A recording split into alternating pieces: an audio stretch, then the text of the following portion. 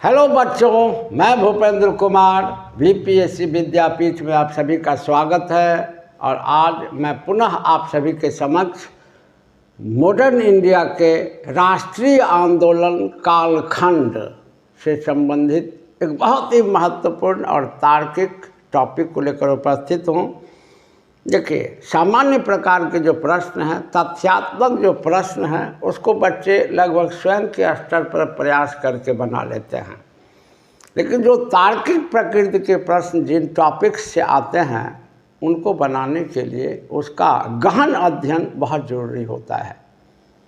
और मैं आपको वीडियो में तार्किक पक्ष से संबंधित जो टॉपिक्स हैं, उनमें कितने मटेरियल्स को पढ़ लेने के बाद आपका पर्पस सॉल्व होगा और उसको किस रूप में समझने के बाद आपका पर्पस सॉल्व होगा, मैं उसी प्रयास के साथ पुनः उपस्थित हूँ।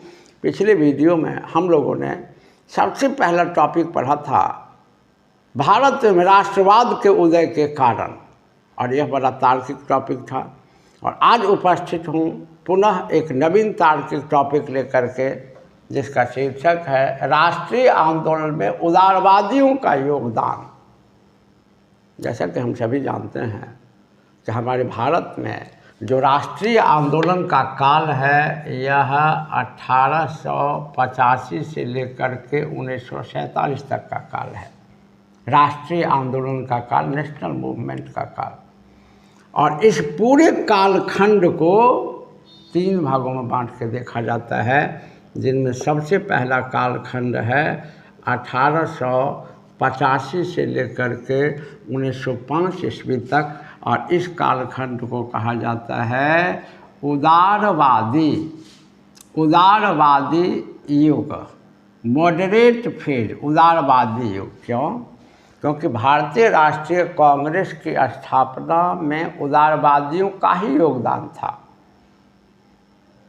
और 1885 से लेकर 1905 ईस्वी तक उदारवादियों द्वारा ही कांग्रेस का नेतृत्व किया गया, और इन्हीं के नेतृत्व में राष्ट्रीय आंदोलन की लड़ाई लड़ी गई। दूसरा कालखंड है 1906 से लेकर के 1919 तक, और इसको कहा जाता है क्रांतिकारी युग। क्योंकि बंगाल विभाजन के बाद कांग्रेस पर से उदारवादियों का नेतृत्व समाप्त हो गया। कांग्रेस का नेतृत्व क्रांतिकारियों के हाथ में चला गया, जिनको उग्रवादी भी कहा जाता है। हालांकि ये नेगेटिव टर्म है हम लोगों के लिए, लेकिन अंग्रेज सामान्यतया इनको उग्रवादी ही कहते थे, हम लोग क्रांतिकारी कहते हैं। तो अगर क्रांतिकारी या उग्रवादी या किसी प्रकार का या अतिवादी शब्द का प्रयोग हो रहा है, तो इन्हीं के लिए होता है। तो 1905 ईस्वी में बंगाल विभाजन के बाद कांग्रेस का नेतृत्व इनके हाथ में आ गया, और 1905 से 1919 ईस्वी तक इन्होंने ही कांग्रेस को नेतृत्व प्रदान किया, और इन्हीं के नेतृत्व में राष्ट्रीय आंदोलन की लड़ाई लड़ी गई। इसके बाद 1919 ईस्वी में 1919 ईस्वी से 1947 ईस्वी तक का कोई जो काल है, इसको कहा जाता है गांधीवादी युग, गांधीयन फेज या गांधीयन एरा। क्योंकि 1919 ईस्वी से लेकर 1947 ईस्वी तक टिल इंडिपेंडेंस कांग्रेस का लीडरशिप गांधी के हाथ में ही रहा। प्रबल विरोध के बावजूद लगातार कांग्रेस को लीड ही कर रहे थे, और इन्हीं के नेतृत्व में आज़ादी की लड़ाई, राष्ट्रीय आंदोलन का संचालन हुआ 1919-1947 तक। तो पूरे राष्ट्रीय आंदोलन के कालखंड को 3 भाग में बांटा गया है। यहाँ एक बड़ा प्रश्न है आपका, ये पूछा जाता है कि उदारवादी युग कब से कब तक है, क्रांतिकारी युग कब से कब तक है, और गांधीवादी युग कब से कब तक है। इसके बाद एक प्रश्न और आते हैं कि हर युग में आज़ादी की लड़ाई को प्राप्त करने के लिए जो अस्त्र अपनाया गया है, जो विधियां अपनाई गई हैं, सबका उद्देश्य था आज़ादी की लड़ाई लड़ना, अंग्रेज़ों को भारत से भगाना। लेकिन सब ने अपने अपने उद्देश्य को पूरा करने के लिए अलग अलग मेथड को अपनाया। तो सबके मेथड के बारे में पूछता है तो उदारवादियों का जो मुख्य विधि था, अपना तरीका था, उसको कहा जाता है PPP, ट्रिपल P की पॉलिसी, ट्रिपल P पॉलिसी कहा जाता है। Triple P, petition, prayer and protest, प्रार्थना, ज्ञापन और विरोध, ज्ञापन, प्रार्थना और विरोध, तो इनकी पॉलिसी थी। यहाँ प्रश्न आते हैं, क्रांतिकारी अपने उद्देश्य को पूरा करने के लिए हिंसा तथा तोड़फोड़, हिंसा तथा तोड़फोड़ की नीति अपनाते थे। तो इनकी नीति थी हिंसा तथा तोड़फोड़ की नीति, और गांधी बाबा की नीति थी सत्य और अहिंसा, सत्य और अहिंसा, या सरल शब्दों में सत्याग्रह की नीति वह गांधी की थी।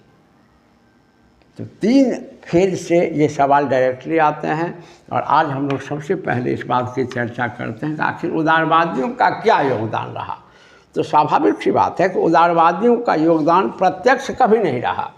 उदारवादियों का योगदान वास्तव में रहा तो बहुत महत्वपूर्ण, लेकिन आज़ादी की लड़ाई में इनका प्रत्यक्ष योगदान नहीं देखा जा सकता है, इनका अप्रत्यक्ष योगदान देखा जा सकता है, जो बहुत ही महत्वपूर्ण था। और इन्हीं के चलते शैशवावस्था में कांग्रेस संस्था जीवित रह सकी, क्योंकि शुरू में ही अगर अंग्रेज़ों को पता चल जाता कि कांग्रेस अंग्रेज़ों की विरोधी पार्टी है, तो वह संरक्षण नहीं दे सकता था कांग्रेस, कभी नहीं, और यह पार्टी शैशवावस्था में ही समाप्त हो जाती। तो शैशवावस्था में इसको सुरक्षित करना, इसको वयस्क बनाना, इसको संगठित करने में बहुत बड़ा योगदान था उदारवादियों का, और इन्होंने इस संस्था को सुरक्षित रखा, और इस संस्था के माध्यम से बहुत सारे लाभकारी कार्य भी किए। इसीलिए इनका अप्रत्यक्ष योगदान होता है। तो क्या क्या योगदान था उदारवादियों का, उनको हम लोग देखें एक एक बिंदु में, तो सहजता से सभी बात हमारे समझ में आ जाएगी। जहाँ मैक्सिमम क्वेश्चंस आपके बनेंगे, और इसको पॉइंट वाइज हमेशा याद रखें। जो भी चीज़ हम लिखते हैं उसको बोर्ड पे ज़रूर आप लिख लें। जैसे उदारवादियों का एक योगदान आप देख सकते हैं,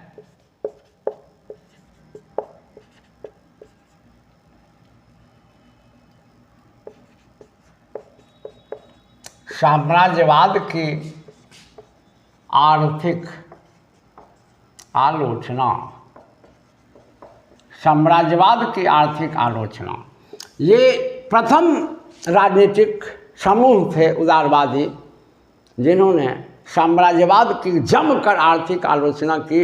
ये जो भारतीय अर्थ की बर्बादी कर रहे थे भारत के अंदर भी, और बहुत सारा अर्थ यहाँ से जो विदेश भेज रहे थे, और भारतीय अर्थव्यवस्था को जो अपने अधीन कर रहे थे, ब्रिटिश अर्थव्यवस्था का जो गुलाम और बाजार बना रहे थे, इसका जमकर विरोध किया इन्होंने, और इसका खुलासा भी किया। आप सभी जानते हैं जिनमें सबसे बड़ा योगदान है, बिंदु में याद रखें, दादा भाई नौरोजी का। और आप सभी जानते हैं कि ये प्रश्न काफ़ी पूछा जाता है दादा भाई नौरोजी के बारे में कि धन के आहरण के सिद्धांत, क्षमा करें, धन के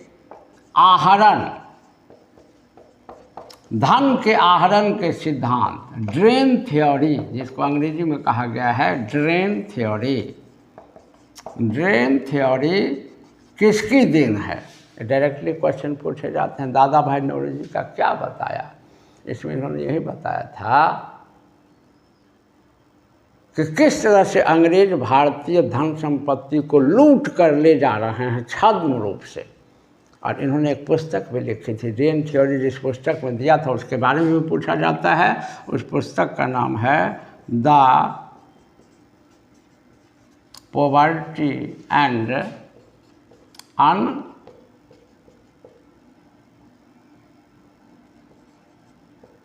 ब्रिटिश रूल इन इंडिया। बहुत बड़ा योगदान था इनका, और ये काफ़ी प्रमुखता से पूछा जाने वाला सवाल है। तो साम्राज्यवाद की आर्थिक आलोचना में दादा भाई नौरोजी का बहुत बड़ा योगदान है, और इन्होंने लोगों को बताया कि किस तरह से भारत की धन संपत्ति को अंग्रेज लूट के ले जा रहे हैं, किस तरह से भारतीय धन संपत्ति का प्रवाह ब्रिटेन अर्थव्यवस्था की ओर हो रहा है। इसको बताया। इसके अलावा इन्होंने विरोध किया इस बात का कि भारतीय उद्योग, भारतीय रेल और भारतीय बागान, इसमें विदेशी पूंजी,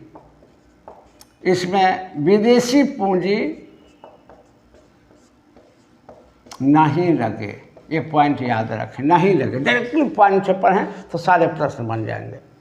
क्योंकि इस काल में जो रेल बन रहा था, उद्योग भारत में थे, जो बागान था बड़ा बड़ा, चाय का बागान, नील का बागान, बहुत बड़ा बड़ा बागान था, इसमें सब अंग्रेज का पैसा लगा हुआ था, विदेशियों का पैसा लगा हुआ था। तो जब पूंजी उन्होंने लगाया तो लाभ भी तो सारा उन्हीं को मिलेगा, भारत को तो कुछ मिलेगा नहीं। इन्होंने ज़बरदस्त विरोध किया। इसके बाद इनका एक बड़ा योगदान आप देख सकते हैं कि इन्होंने स्वदेशी के उपयोग तथा विदेशी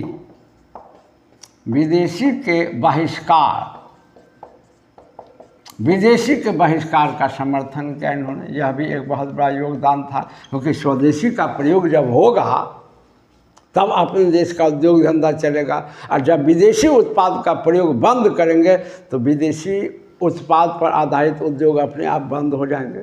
तो बड़ी रणनीति के तहत इन्होंने योगदान दिया था। सच पूछिए तो अप्रत्यक्ष रूप से किसी बड़े मुहिम को अंजाम देना एक जटिल कार्य होता है, और उच्च स्तरीय बौद्धिकता और मानसिक चिंतन की आवश्यकता होती है, जो हमारे उदारवादियों में दिखाई देता है। इन्होंने तो आखिर लोगों का ध्यान तो आकृष्ट करा ही दिया ना, और यही सब आक्रोश आगे चल के अंग्रेज़ों के विरुद्ध तैयार कर दिया है भारतीयों को, राष्ट्रीयता की भावना को आगे बढ़ा दिया है। यही सब एक बहुत बड़ा योगदान था इसका, ताकि देशी उद्योग चले। इसके बाद इन्होंने मालगुजारी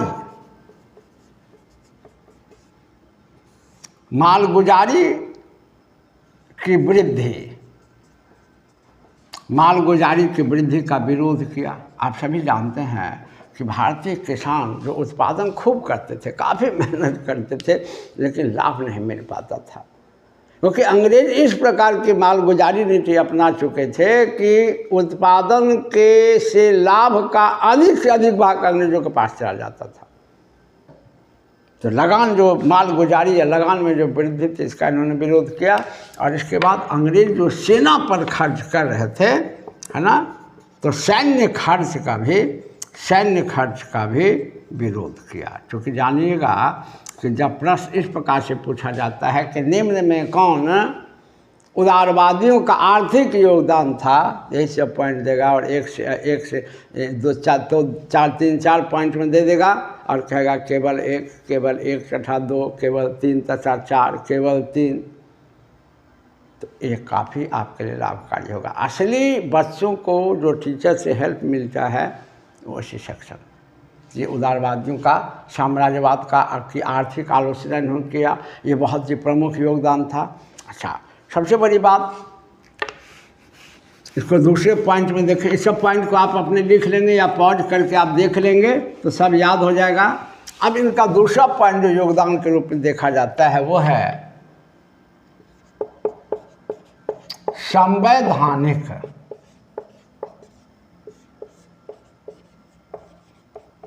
संवैधानिक सुधारों के क्षेत्र में योगदान। बहुत बड़ा योगदान था संवैधानिक सुधार के क्षेत्र में, इनका बहुत बड़ा योगदान था।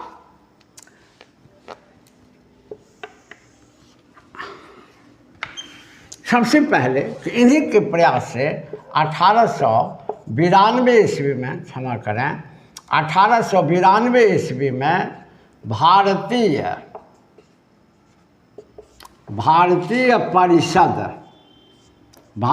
परिषद अधिनियम बनाया गया था, जिसमें भारतीय विधायिका में सुधार किया गया था। तो भारतीय विधायिका में सुधार करने के लिए 1892 में जो भारतीय परिषद अधिनियम बनाया गया, इसमें उदारवादियों का ही बहुत प्रमुख योगदान था। इसके बाद उदारवादियों का एक बहुत ही प्रमुख योगदान दिखाई देता है संवैधानिक सुधार के क्षेत्र में, कि इन्होंने ही नारा दिया था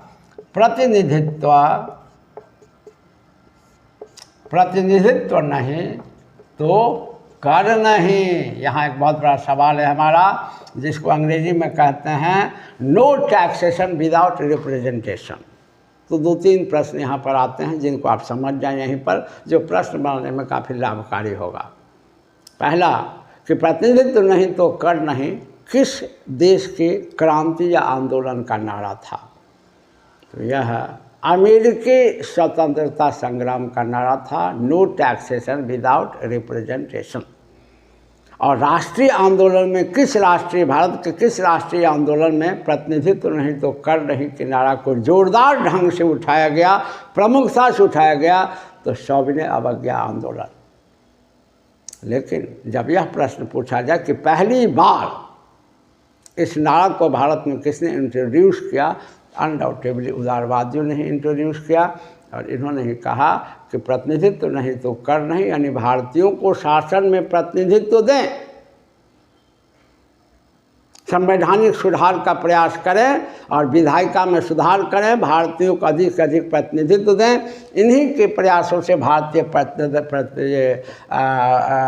परिषद अधिनियम बना था, जिससे भारतीयों के लिए कुछ लाभकारी माना जाता है। इसके बाद इन्होंने प्रतिनिधित्व नहीं तो कर नहीं का नारा दिया। इसके बाद 1905 ईस्वी में गोखले तथा 1906 ईस्वी में दादा भाई नौरोजी ने स्वदेशी, क्षमा करें, स्वराज की मांग की। तो स्वराज की मांग भी पहली बार उदारवादियों द्वारा ही उठाया गया था। तो यह सब भारत में बहुत ही प्रमुखता से किया जाने वाला संवैधानिक सुधार था। तो संवैधानिक सुधार के क्षेत्र में भी इनका प्रमुख योगदान देखा जाता है। इसके बाद उदारवादियों का एक प्रमुख योगदान तीसरा देखें, इस सब को अपना लिख लें और ये बहुत ही महत्वपूर्ण आपको प्रश्न बनवा देगा। जितने बिंदु में मैंने आपको समझा दिया है ये सफिशिएंट है। अब एक तीसरा देखें, प्रशासनिक सुधार।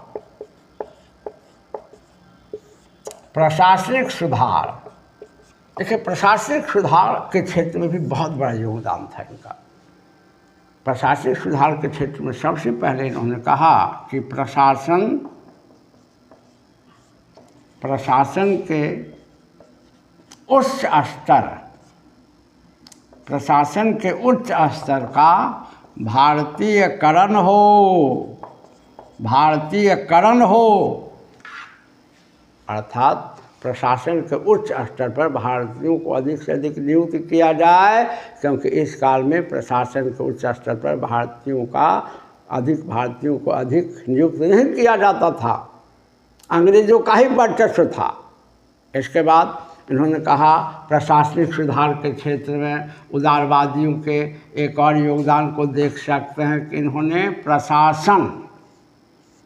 प्रशासन में भारी खर्च का विरोध किया और कहा कि प्रशासन के खर्च को कम किया जाए, क्योंकि सभी अंग्रेज अधिकारी थे मैक्सिमम, तो पर्याप्त इनको धन मिलता था सेवा के बदले। तो प्रशासन में अनावश्यक व्यय होता तो इसको कम किया जाए। इसके बाद एक बहुत ही प्रमुख मांग की गई कि जो न्यायिक अधिकारी थे, न्यायिक अधिकारियों के कार्यकारी अधिकारों, न्यायिक अधिकारियों को कार्यकारी अधिकारों से वंचित किया जाए। अब यहाँ देखिए कि आप सभी जानते हैं, बड़ा ही महत्वपूर्ण सवाल है।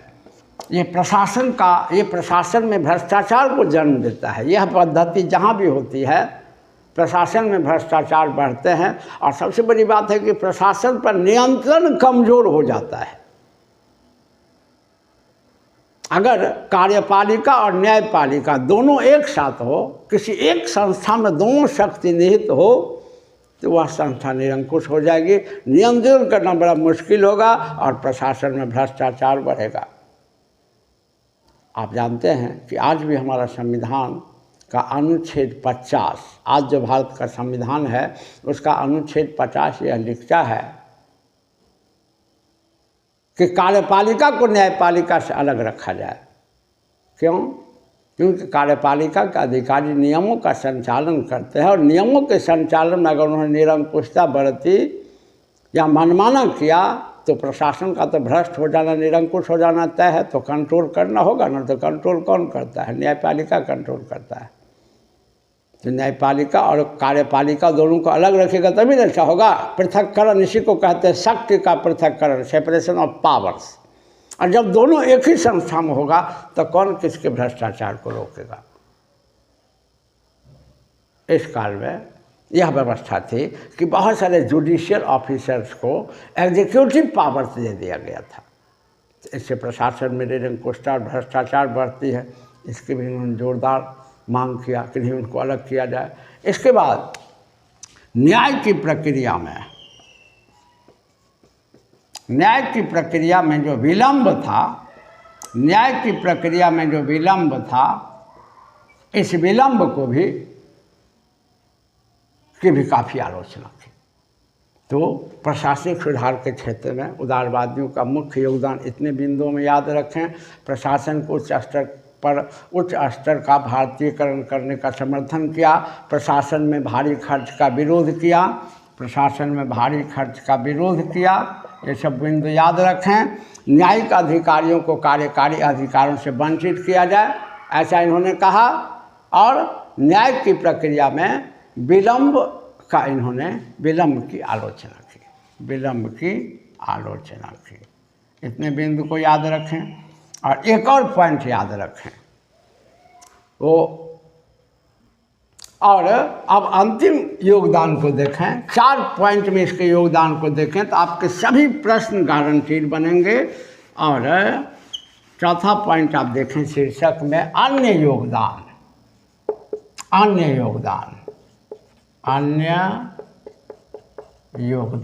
तो अन्य योगदान में सबसे पहला ध्यान में रखें कि बर्मा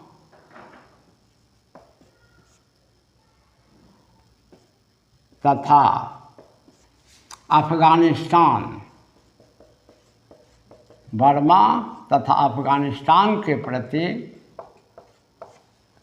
आक्रामक विदेश नीति का विरोध। क्योंकि इस काल में अंग्रेज़ों ने बर्मा और अफगानिस्तान हमारे पड़ोसी हैं, जिनको आज बर्मा जो आज म्यांमार के नाम से जाना जाता है, इनके प्रति बड़ी आक्रामक नीति अपनाई थी, जिससे पूरा भारत में अव्यवस्था फैला हुआ था, तनाव का वातावरण था। इसका इन्होंने विरोध किया। इसके बाद इसका एक बहुत ही प्रमुख योगदान आप देख सकते हैं शिक्षा के क्षेत्र में। इन्होंने प्राथमिक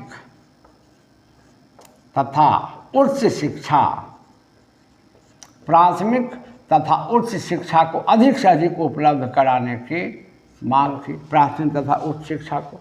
इसके बाद इन्होंने सरकार पर दबाव डाला कि सरकार कल्याणकारी कार्यों को भी करे, वेलफेयर पब्लिक के लिए। अब ध्यान रखें, कल्याणकारी कार्य का मतलब वेलफेयर वर्क का मतलब होता है कि जब सरकार समाज के कमज़ोर वर्गों के उत्थान के लिए विशेष प्रयास करती है तो उसे वेलफेयर वर्क या कल्याणकारी कार्य कहा जाता है। तो अन्य क्षेत्र में ये योगदान था।